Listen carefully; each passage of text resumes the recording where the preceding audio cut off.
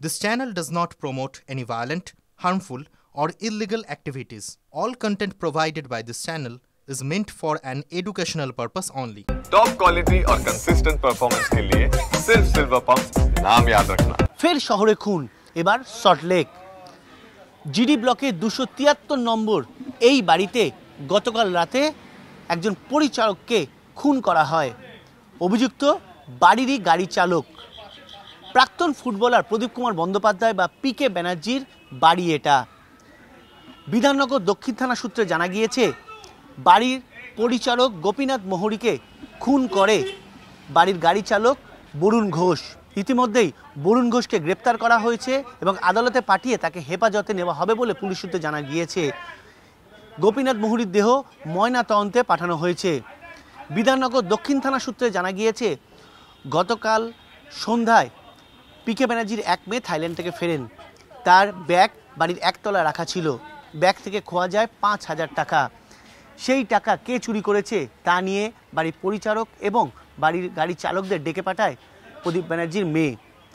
সন্ধ্যাবেলায় বিষয়টি নিয়ে যাবতীয় আলোচনা হবার পর রাতের ঠিক 10:30 নাগাদ বাড়ির গেটের সামনে ঠিক এই অংশে মদের আসর বসায় বরুণ ঘোষ এবং গোপীনাথ মোহরি। পুলিশ সূত্রে জানা গিয়েছে, কে টাকা চুরি করেছে তা নিয়ে দুদের মধ্যে বাকবিতণ্ডা শুরু হয়।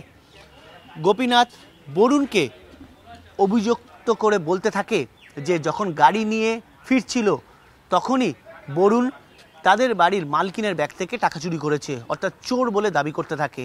পাল্টা বরুণ গোপীনাথকে জানায় যে বাড়ি পরিষ্কারের সময় ব্যাগ থেকে সে টাকা চুরি করেছে, অর্থাৎ গোপীনাথের দিকে অভিযোগের তীর ছুড়ে দেয় বরুণ। এই দুপক্ষের মধ্যে যখন বাকবিতণ্ডা তুমুলে ওঠে তখন অভিযোগ গোপীনাথ বাড়ির ভেতরে যায় এবং ছুরি নিয়ে এসে বরুণকে মারতে যায়। বরুণের ধাক্কায় ছুরি মাটিতে পড়ে গেলে সেই ছুরি নিয়ে বরুণ গোপীনাথের পেটে দুবার চালিয়ে দেয়। ঘটনাস্থলে রক্তাক্ত অবস্থায় লুটিয়ে পড়লে বাড়ির লোকজন গোপীনাথকে হাসপাতালে নিয়ে যায়। খবর দেওয়া হয় বিধাননগর দক্ষিণ থানায়। হাসপাতালে মৃত্যু হয় গোপীনাথের। গতকালকে ঘটনার সময় ছিল ম্যাডাম? ছিল মানে তখন ম্যাডামই কি পুলিশে খবর দিয়েছিল না হঠাৎ এইখানে নিচে? মনে হয় পুলিশ, আমি ছিলাম না।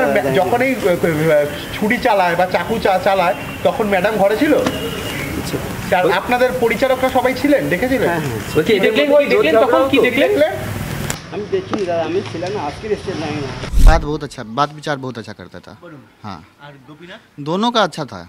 कभी कोई हम लोग के संग में कोई भी जो है ना कोई गलत व्यवहार नहीं किया, कभी कुछ नहीं। बस जब भी बोलता है हाय हेलो भाई कैसा है, ठीक है, बस ये था। वरुण का एज 50+ है, 40+ होगा। सर अब कितना दिन से है वो नहीं पता मेरे को, लेकिन हम मोटा मोटी यहाँ पे 3 साल से हम है, तो तब से हम देख रहे हैं उसको। हम लोग को पता चला मैं जब रात में पुलिस आया ना, जब हम आया मोटा मोटी 10:30 बजे के बाद। तो जब पुलिस आया तो हम बोला कौन है? पुलिस आया मोटा मोटी 11 बजे तक लगभग में आया। ये दोनों की कल आप लोग इन दोनों को दो खेलने देखा था? नहीं, हम लोग था ही नहीं। हम तो सुबह में करीब 9 बजे निकला तो रात में आया 10:30 बजे तक। सुना ये एक मर्डर हो गया सुबह में पता चला, मतलब कि रात में पता चला कि चकुआ को चल गया, लेकिन कौन किसको मारा वो नहीं पता चला था। और यहाँ पर इसको सिवा कौन रहता है घर में?